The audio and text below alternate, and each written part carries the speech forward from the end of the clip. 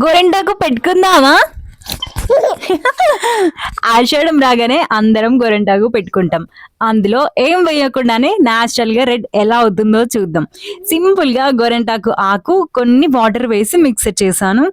గోరింటాకుని ఇలా న్యాచురల్ గా పెట్టుకుంటేనే గోరింటాకు స్మెల్ అనేది ఉంటుంది. ఒకసారి ట్రై చేయండి. అండ్ ఇలా గోరింటాకు పెట్టుకోవడం వల్ల చాలా బెనిఫిట్స్ ఉంటాయి మనకి.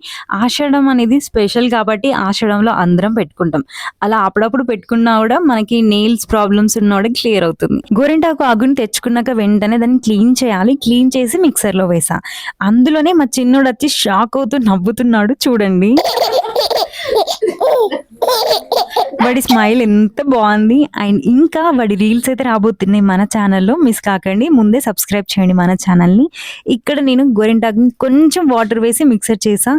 ఎంత బాగా వచ్చింది. మీరు కూడా ట్రై చేయండి ఇలా సింపుల్ గా ప్రాసెస్ ని. ఇంకా ఇందులో చింతపండు వేస్తే చాలా రెడ్ అయి బ్లాక్ అవుతుంది.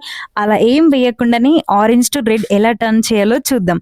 ఇలా నేను ఒక్కసారి టచ్ చేయగానే నా హ్యాండ్ ఆరెంజ్ అయిపోయింది. నెక్స్ట్ ఇలా పెట్టుకున్నాక రెడ్ అయింది. ఎంత బాగుంది కదా. మీకు కూడా నచ్చితే ఒకసారి ట్రై చేయండి. మన ఛానల్ని సబ్స్క్రైబ్ చేయండి.